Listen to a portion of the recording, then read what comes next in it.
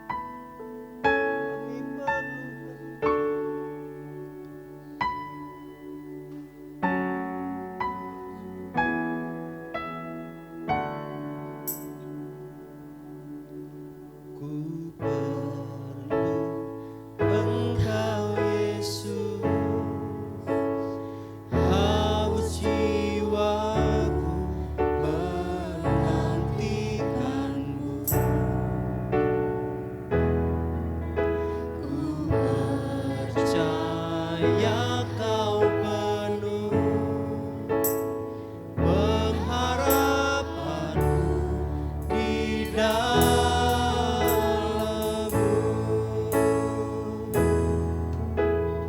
Yesus, hanya Kau yang ku andalkan,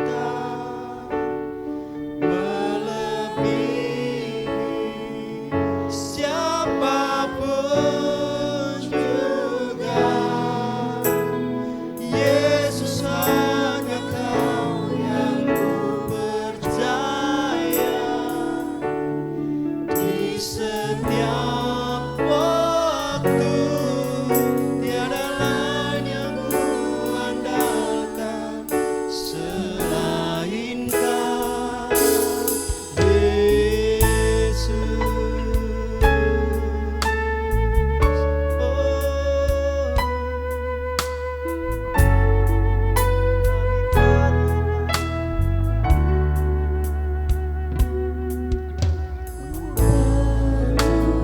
Engkau Yesus,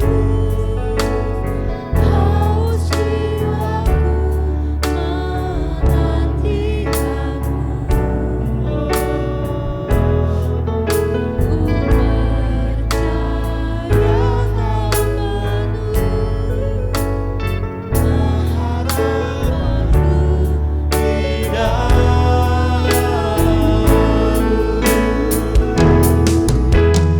Yesus, hanya Kau yang ku andalkan, melebihi siapapun juga. Yesus, hanya Kau yang ku percaya, di setiap waktu tiada lain yang ku andalkan selain Kau. Yesus, hanya Kau yang ku andalkan, melebihi siapapun juga. Yesus, hanya Kau yang ku percaya, di setiap waktu tiada lain yang ku andalkan selain Kau. Tiada lain yang ku andalkan selain Kau. Tiada yang lain, tiada lain yang ku andalkan selain Kau.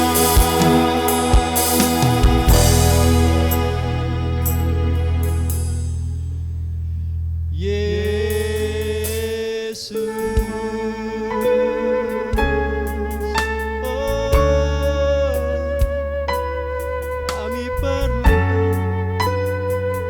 kami perlu Kau Yesus. Satu saja ya Tuhan yang kami perlukan, dan terutama dalam kehidupan ini adalah Engkau sendiri. Engkaulah tujuan hidup kami. Menjadi seperti mau-Mu adalah kesukaan kami. Kami berdoa kepada Engkau Tuhan. Hari ini ajarlah kami kembali untuk duduk diam, mendengarkan firman-Mu. Biarlah Roh Kudus mengajari kami untuk memahami firman-Mu ini. Bahwa kami mengenal-Mu lebih dalam lagi ya Tuhan. Dalam kedalaman yang sedalam-dalamnya bersama dengan Tuhan, kami merasa berbahagia.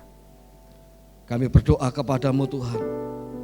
Berfirmanlah kepada kami, kami siap mendengarkannya. Mari Allah Roh bimbinglah kami. Di dalam nama Tuhan Yesus kami berdoa. Amin. Puji nama Tuhan, Bapak Ibu sekalian yang dikasihi oleh Tuhan. Bulan Juni ini adalah bulan doa bagi kita. Maka tema bulan ini adalah ketika orang benar berdoa. Saya sudah menyusun tema ini cukup lama di awal tahun.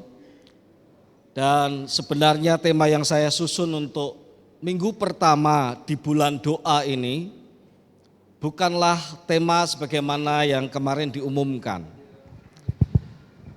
Tetapi Ketika kami bersama dengan rohaniwan itu membicarakan firman Tuhan, berdiskusi dalam doa-doa harian kami, muncul sebuah pertanyaan dari seorang rohaniwan yang menyampaikan pertanyaan dari jemaat yang sempat ia layani. Pertanyaan itu adalah, mengapa doa Yabes kok tidak doa Yesus? Mengapa gereja kok lebih menampilkan dan menonjolkan doa Yabes, sedangkan doa Yesus dibaca pun tidak, dinyanyikan juga tidak, didoakan juga tidak.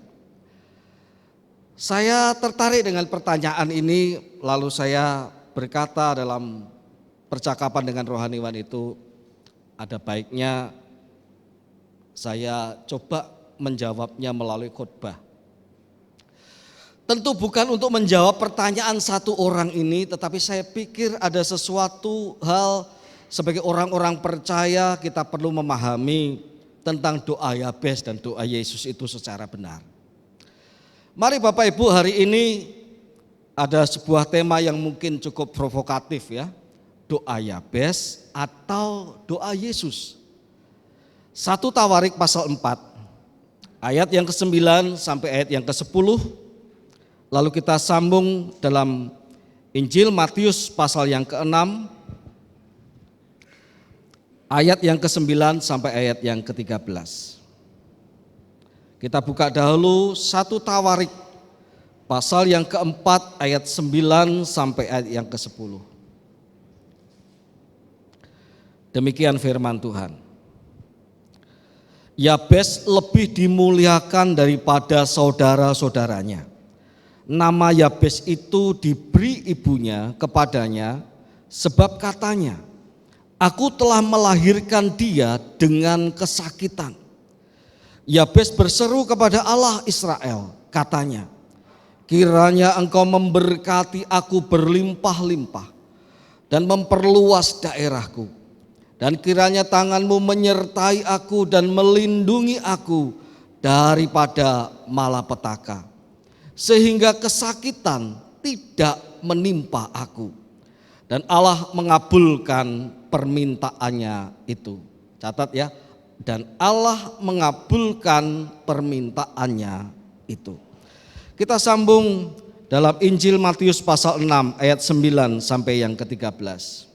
Injil Matius pasal 6 ayat 9 sampai yang ke-13, demikian firman Tuhan. Karena itu berdoalah demikian. Ini doa yang sering kita kenal sebagai doa Bapa kami, doa yang diajarkan oleh Tuhan Yesus Kristus, atau dalam bahasa Inggris itu adalah the prayer of Lord, ya,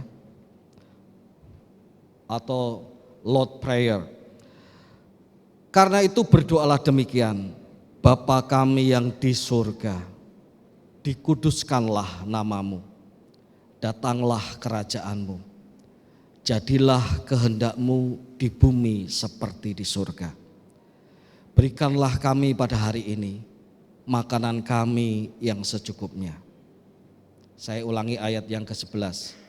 Berikanlah kami pada hari ini makanan kami yang secukupnya. Dan ampunilah kami akan kesalahan kami, seperti kami juga mengampuni orang yang bersalah kepada kami. Dan janganlah membawa kami ke dalam pencobaan, tetapi lepaskanlah kami daripada yang jahat. Karena Engkaulah yang empunya kerajaan dan kuasa dan kemuliaan sampai selama-lamanya. Bapak Ibu jemaat yang dikasihi oleh Tuhan, doa Yabes adalah doa yang sangat mulia. Sepenggal doa ini menjadi penyemangat bagi setiap orang yang sedang dalam pergumulan-pergumulan tertentu untuk tidak menyerah dengan pergumulan-pergumulannya. Sebab mengapa demikian? Sebab Yabes, si pendoa ini adalah orang yang punya pengalaman hidup yang suram. Ibunya berkata, aku melahirkan dia dengan kesakitan. Kata kesakitan di sana sebenarnya tidak terlalu berlebihan, sebab dalam Kejadian pasal 3 ayat 16 Tuhan berkata kepada Hawa, susah payahmu akan kubuat sangat banyak. Susah payahmu ketika mengandung akan kubuat sangat banyak. Dan dengan kesakitan engkau akan melahirkan anakmu. Jadi seorang ibu yang melahirkan anaknya dengan kesakitan adalah sesuatu yang biasa. Tetapi ketika ibu Yabes berkata, aku telah melahirkan dia dengan kesakitan, saya pikir ini bukan hal yang biasa. Ada sebuah kondisi, ada sebuah keadaan yang membuat ketika Yabes itu lahir, keadaannya serba suram, keadaannya serba tidak menyenangkan. Sama seperti surat kitab 1 Samuel pasal 3 ketika tabut perjanjian Allah dirampas oleh orang Filistin, lalu ketika mendengar itu menantu dari Imam Eli yang sudah hamil tua tiba-tiba melahirkan. Dan ketika ia melahirkan, ia menamai anaknya Ikabod. Kenapa Ikabod? Karena kemuliaan Allah telah hilang dari Israel, karena tabut Allah sudah dirampas. Jadi nama anak itu menggambarkan situasi dan kondisi yang suram, yang tidak baik. Situasi yang penuh dengan duka cita. Dan nama Yabes sendiri memang bisa berarti kesakitan, bisa berarti suram, bisa berarti duka cita. Bapak Ibu, di tengah-tengah beban nama itu, di tengah-tengah beban kondisi yang dipikul itu, Yabes mengingat Allah dan berseru kepada Allah, kiranya engkau memberkati aku, bertolak belakang dengan keadaannya. Kiranya engkau memperluas daerahku, bertolak belakang dengan kondisinya. Kiranya tanganmu menyertai dan melindungi aku dari malapetaka, sehingga kesakitan tidak menimpa aku. Kondisinya sakit, tetapi Yabes minta kepada Tuhan supaya kesakitan itu tidak menimpa dia. Inilah sebuah seruan iman dari orang yang tidak menyerah pada kondisi beban nama dan kondisi yang sedang ia alami. Dan Tuhan menjawab itu. Doa ini, doa yang isinya adalah berkat, minta diperluas daerahnya, minta penyertaan dan perlindungan Tuhan. Kalau dibaca secara harfiah akan sangat berbeda dengan doa yang diajarkan Tuhan Yesus, khususnya pada ayat yang ke-11 tadi. Berilah kami pada hari ini makanan kami yang secukupnya. Yabes minta diperluas, Yabes minta diberkati, Yabes minta disertai, Yabes minta dilindungi, dan Tuhan mengabulkan itu. Tapi doa Yesus berkata, berilah kami pada hari ini makanan kami. Orang Katolik menerjemahkannya, berilah kami pada hari ini rejeki kami yang secukupnya. Bapak Ibu, sesuatu hal yang bertolak belakang tampaknya, bukan? Sehingga orang kemudian menjadi lebih suka dengan doa Yabes, lebih memperhatikan doa Yabes dibandingkan doa Yesus. Mengapa demikian? Kalau ada 2 orang, 3 orang atau sekelompok orang sambil ngopi di kedai kopi di Pontianak ini, tanpa menyebut merek karena saya tidak di-endorse oleh kedai kopi ya. Lalu ngobrol soal bisnis mereka. Apa ya bisnis yang menjanjikan sekarang ini? Wow, ini ada bisnis yang menarik nih, mau enggak? Join dengan saya, kerjasama dengan saya. Yuk kita tanam investasi di bisnis ini, bisnis itu.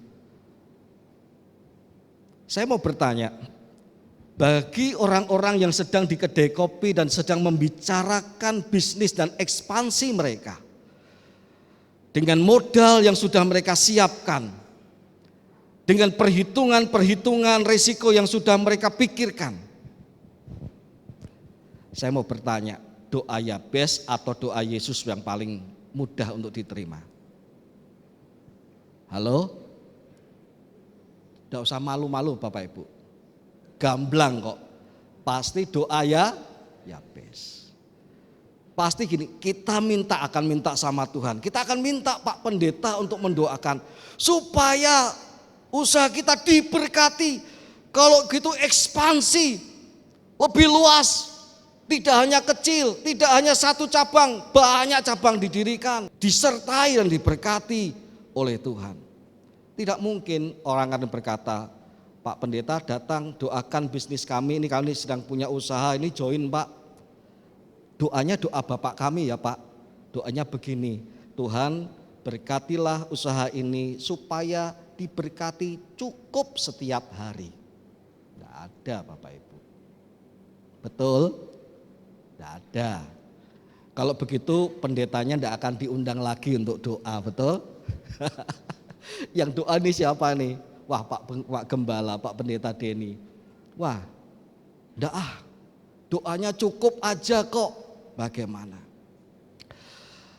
Saya ngomong orang bisnis, tapi sekarang saya juga ngomong dengan orang yang hidup biasa-biasa.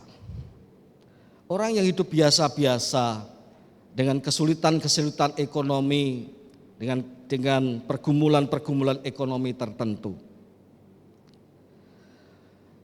Ketika dia berdoa, Pak tolong doakan, ini lagi seret Pak usaha kami. Pak ini ekonomi keluarga kami sedang goncang. Doakan Pak. Saya mau tanya, doa yang diharapkan itu doa Yabes atau doa Yesus? Doa Yabes lagi, betul? Betul? Betul. Tuhan pulihkan, berkati, berlimpah-limpah dan lain sebagainya. Senada dengan doa Yabes. Tetapi tidak mungkin Tuhan cukup, asal engkau beri cukup setiap hari ya cukup aja Tuhan. Tidak apa-apa asal tetap bisa hidup ya. Tidak mungkin orang suka mendengarkan doa seperti itu Bapak Ibu. Pertanyaannya, kenapa kita lebih suka dan lebih doa Yabes itu dibandingkan dengan doa Yesus? Jawabnya sederhana. Bapak Ibu sekalian yang dikasihi oleh Tuhan, saya dan Bapak Ibu semua adalah anak-anak zaman. Saya dan Bapak Ibu semua ini adalah anak zaman. Anak zaman itu tidak pernah bisa lepas dari pengaruh zaman yang sedang kita hidupi sekarang ini. Kita tahu zaman apa yang sedang kita hidupi sekarang ini. Zaman yang kita sedang hidupi adalah zaman yang sudah dipersiapkan oleh filsafat yang dicetuskan oleh Adam Smith pada abad ke-18. Ketika dalam situasi feodalisme belum punah sama sekali. Adam Smith sudah mencetuskan sebuah filsafat yang bernama ekonomi liberal. Adam Smith adalah bapak ekonomi modern yang berkata bahwa hakikat manusia adalah keserakahan. Atau dengan kata lain, pada hakikatnya manusia itu serakah. Pada hakikatnya, dalam buku yang saya baca dikatakan lebih kasar Bapak Ibu. Pada hakikatnya manusia itu rakus, manusia itu egois pada hakikatnya. Karena itu daripada gereja Tuhan mengungkung keserakahan manusia, dan tidak akan pernah berhasil, maka bebaskanlah manusia untuk mencapai apa yang ia mau, untuk mengejar apa yang ia mau, untuk memuaskan dirinya dengan apa yang ia mau, maka kesejahteraan akan dinikmati oleh semua orang. Ini tesisnya Adam Smith. Dia berkata kalau setiap orang itu mengejar ambisinya, mengejar apa yang diinginkannya, maka kesejahteraan akan merata. Karena setiap orang akan berjuang, begitu katanya.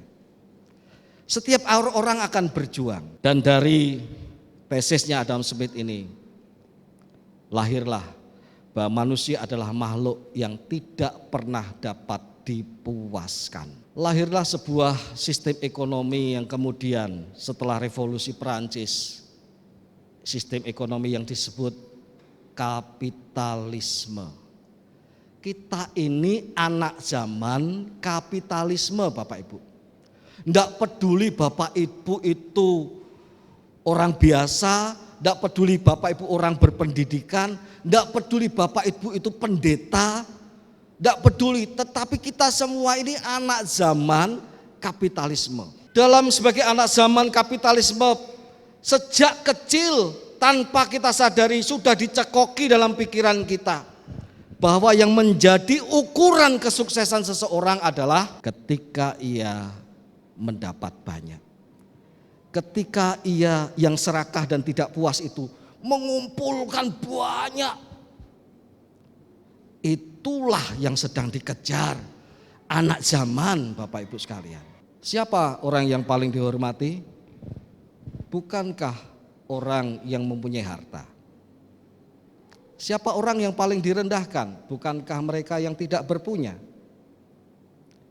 Siapakah orang yang paling berpengaruh dan suaranya didengar? Adalah mereka yang mempunyai uang.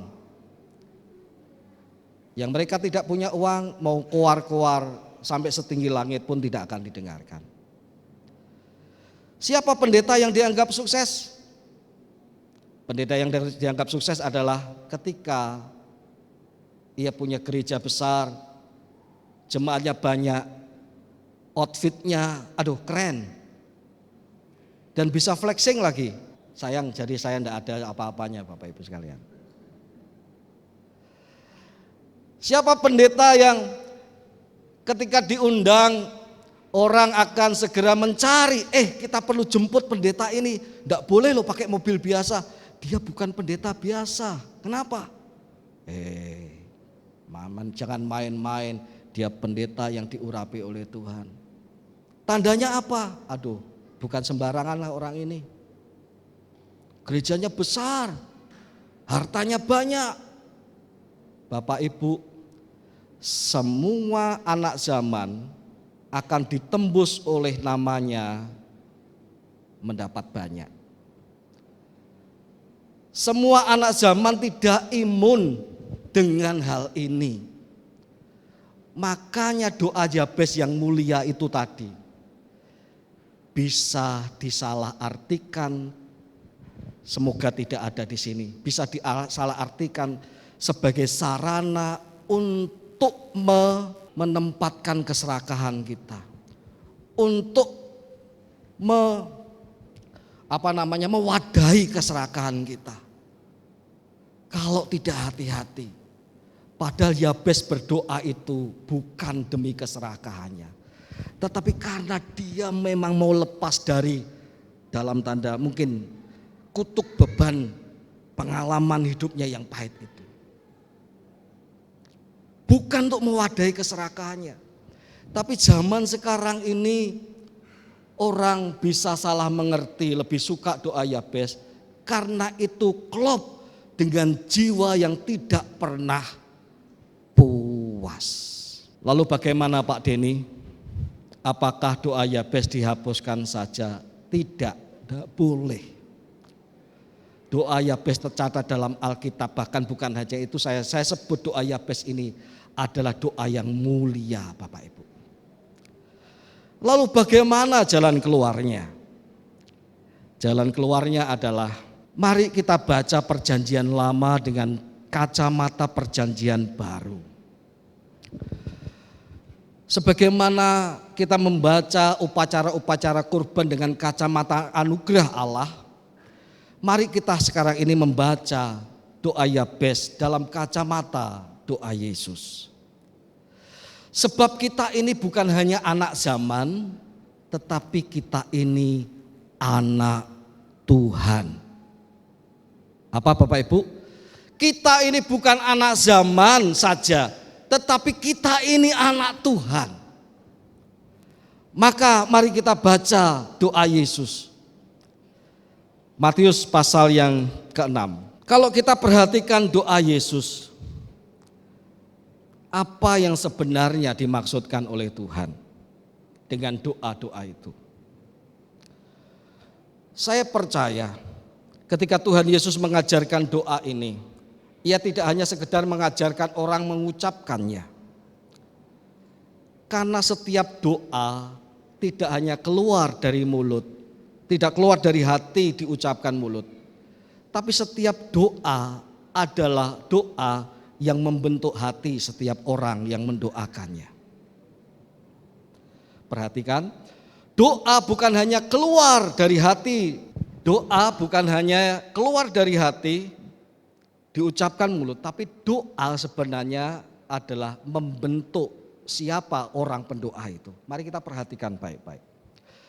Sambil saya bacakan, Bapak Ibu mendengarkan kira-kira orang seperti apa yang Tuhan mau berdoa Bapak kami ini. Orang seperti apa yang sanggup berdoa Bapak kami ini. Bapa kami yang di surga, dikuduskanlah namamu, datanglah kerajaanmu, jadilah kehendakmu di bumi seperti di surga. Sampai di situ dulu. Kalau saya berdoa, kita berdoa Bapa kami yang di surga, dikuduskanlah namamu, datanglah kerajaanmu, jadilah kehendakmu di bumi seperti di surga. Kita sedang diajar, kita sedang dibentuk oleh doa itu untuk memikirkan, menomorsatukan, mengutamakan kehendak Bapa terjadi di bumi ini seperti di surga. Ini bukan doa biasa. Bukankah doa seringkali kita maknai adalah kehendakku aku ungkapkan, itu doa. Betul, tidak salah. Bukankah ketika Hana berdoa untuk mohon anak, ia mengungkapkan isi hatinya supaya Tuhan aku butuh anak, aku ini menderita, aku butuh anak, tolong aku Tuhan. Kehendak Hana diungkapkan kepada Tuhan, itu betul. Tapi doa Bapa kami bukan sekedar doa mengungkapkan kehendak, tetapi doa yang membentuk para pendoanya untuk supaya kehendak Tuhan yang jadi bukan kehendakku.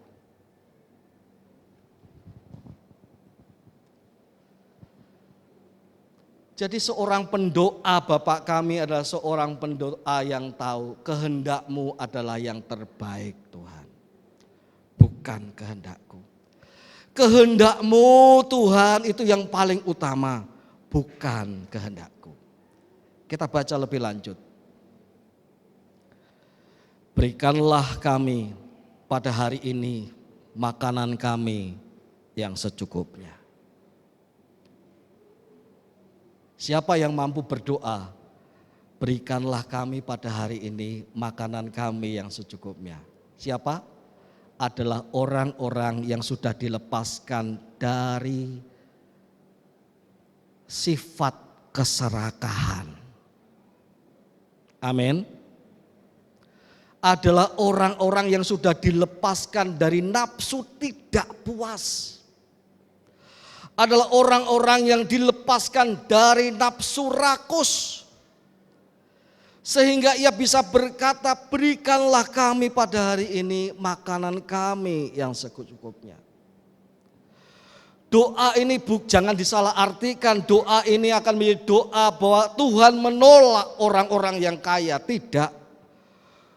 Doa ini bukanlah mempromosikan bahwa Tuhan itu sedang mempromosikan kemiskinan. Tidak. Doa ini keluar dari hati yang merasa cukup. Meskipun bisa jadi dia orang yang kaya raya super. Meskipun bisa jadi dia orang yang biasa-biasa, tetapi karena ia sudah tidak ada lagi keserakahan dan kerakusan dalam dirinya, ia begitu rupa bisa mengungkapkan, berilah kami pada hari ini makanan kami yang secukupnya. Ia tidak terlalu khawatir dengan ucapan doanya. Yang ia pikir adalah memperkenankan Tuhan lebih daripada dirinya sendiri. Saya sempat risau dengan perkataan seorang hamba Tuhan yang berkata dalam mimbar, di atas mimbar, kalau berdoa itu yang detail, yang jelas, supaya Tuhan ngasihnya ke kamu juga pas seperti yang kamu mau. Kalau kamu butuh istri, ya, kamu butuh istri, sebutkan istri yang kamu inginkan seperti apa, yang hidungnya mancung Tuhan, yang kulitnya aduh Tuhan putih bersih tidak ada jerawatnya, yang rambutnya bergelombang panjang, yang langsing dan singset Tuhan. Nah itu ya, harus disebutkan lengkap kata pendeta ini. Supaya apa lah, kalau Tuhan kasih kamu istri yang gemuk ya jangan salahkan Tuhan. Wong doamu hanya Tuhan berikan saya istri. Tidak lengkap katanya.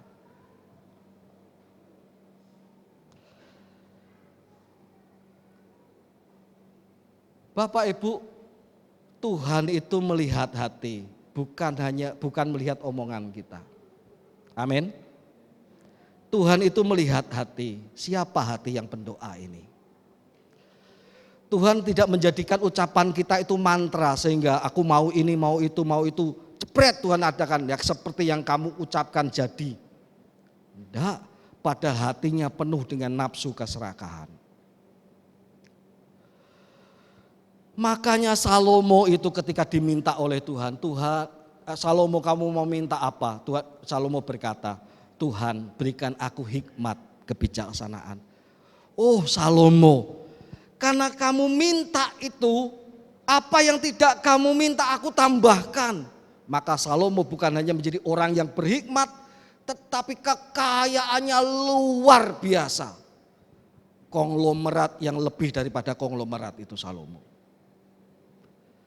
Jadi seorang pendoa, berikanlah kami pada hari ini makanan kami yang secukupnya. Bukanlah doa orang yang menolak berkat, bukan. Tetapi doa seorang yang merasa sudah dilepas dari nafsu keserakahannya, meskipun ia mempunyai banyak dalam hidupnya. Orang seperti ini kalau kita kaitkan dalam Matius pasal yang ke-5. Injil Matius pasal yang ke-5 ayat yang ke-3. Tolong ditampilkan. Saya minta waktu 10 menit lagi ya Bapak Ibu sekalian. Injil Matius pasal 5 ayat yang ke-3. Berbahagialah orang yang miskin di hadapan Allah, karena merekalah yang empunya kerajaan surga. Dalam kata berbahagia bisa dikatakan diberkatilah orang yang miskin di hadapan Allah, karena merekalah yang empunya kerajaan surga.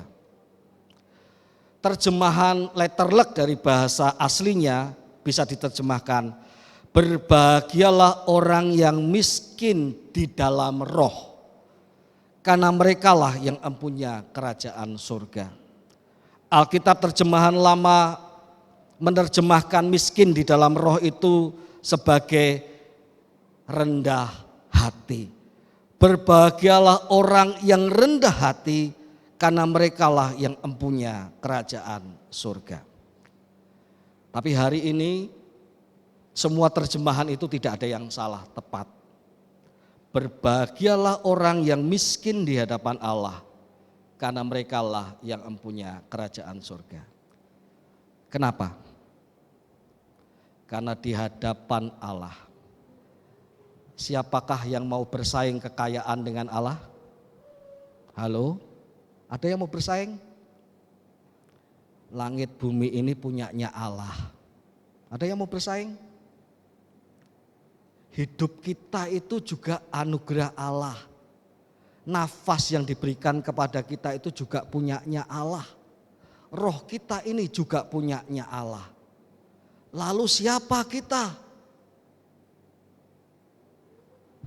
Oleh sebab itu orang yang menyadari kemiskinannya berbahagia. Pak, saya dari keluarga kaya raya, Pak. Tapi di hadapan Allah, bisakah engkau berkata, aku ini kaya raya Tuhan? Tidak. Di hadapan Allah semua orang itu orang fakir, Bapak Ibu. Di hadapan Allah kita semua itu orang miskin. Ku tak membawa apapun juga, saat ku datang ke dunia. Waktu kita kembali, ku tinggal semua. Pada akhirnya saat ku kembali ke surga, datang sebagai fakir, kembali sebagai fakir, Bapak Ibu. Datang telanjang, pulang telanjang. Meskipun kita dipakai ijas ya, tapi sebenarnya itu tidak dibawa. Jadi apa yang bisa kita sombongkan? Orang yang memiliki segala sesuatu, tetapi hatinya yang paling dalam, ia tidak merasa memiliki semuanya itu, itulah orang yang berbahagia, Bapak Ibu. Wah, usahanya besar, Pak. Puji Tuhan, Pak. Ini berkat Tuhan, saya hanya pengelolanya. Saya hanya dipercaya oleh Tuhan mengelolanya. Semua punya Tuhan. Aduh Pak, suaminya ganteng. Aduh Pak, istrinya ganteng. Aduh Bu, suaminya istrinya cantik. Aduh Bu, suaminya ganteng. Aduh puji Tuhan Pak, suami saya bukannya punya saya sendiri, dia punya Tuhan juga. Saya bersyukur dipercaya oleh Tuhan menjadi pendampingnya. Aduh Bapak Ibu, luar biasa anak Bapak Ibu, pinter-pinter. Puji Tuhan, itu kasih karunia Tuhan, saya mempunyai anak yang pandai-pandai. Semua berasal dari Tuhan, kembali bagi hormat kemuliaan Tuhan. Tidak ada beban Bapak Ibu. Tidak ada beban. Karena semuanya itu milik Tuhan dan kembali kepada Tuhan, kita hanya diminta untuk mengelolanya. Maka sekarang kita berpikir bagaimana kita membaca doa Yabes dalam doa Tuhan Yesus Kristus. Bapak Ibu sekalian, harapkanlah besar, upayakan yang besar. Kembangkan usaha, kembangkan bisnis, kembangkan pelayanan. Capai apa yang kita bisa capai. Tetapi dengan hati bahwa semuanya itu punya Tuhan. Raih apa yang kita bisa raih. Besarkan apa yang kita bisa besarkan. Tetapi lakukanlah itu dengan hati seseorang yang mau mengagungkan Tuhan, yang mau tahu bahwa semuanya itu miliknya Tuhan, sehingga kita tidak minta terus besar. Bahkan kalau seluruh dunia ini sudah menjadi milik kita, planet-planet pun akan kita minta juga daripada Tuhan. Dan orang seperti ini tidak bahagia Bapak Ibu. Percayalah. Saya tidak pernah menjadi orang kaya. Tetapi saya percaya tidak ada kebahagiaan dalam kerakusan. Tidak ada kebahagiaan tidak ada kebahagiaan dalam keserakahan. Tidak ada. Apa yang mau dipuaskan dalam keserakahan? Tidak ada yang bisa memuaskannya. Sebaliknya kalau kita berdoa, ya bes, kiranya Engkau memberkati aku Tuhan. Kiranya Engkau memperluas daerahku Tuhan. Kiranya Engkau menyertai aku dan melindungi aku dari malapetaka Tuhan. Kiranya Tuhan kesakitan tidak menghampiri aku Tuhan. Kita berdoa seperti itu dengan hati. Semuanya yang Tuhan percaya kembali bagi hormat kemuliaan nama Tuhan. Amin. Amin. Nah, kita masih anak zaman. Saya itu perhatikan Bapak Ibu sekalian. Kalau di gereja-gereja manapun juga ya, Bapak Ibu yakin hari ini juga diberkati oleh Tuhan. Tepuk tangannya itu udah habis-habis Bapak Ibu. Kenapa? Anak zaman Bapak Ibu. Tetapi yang Tuhan mau lihat adalah hati kita.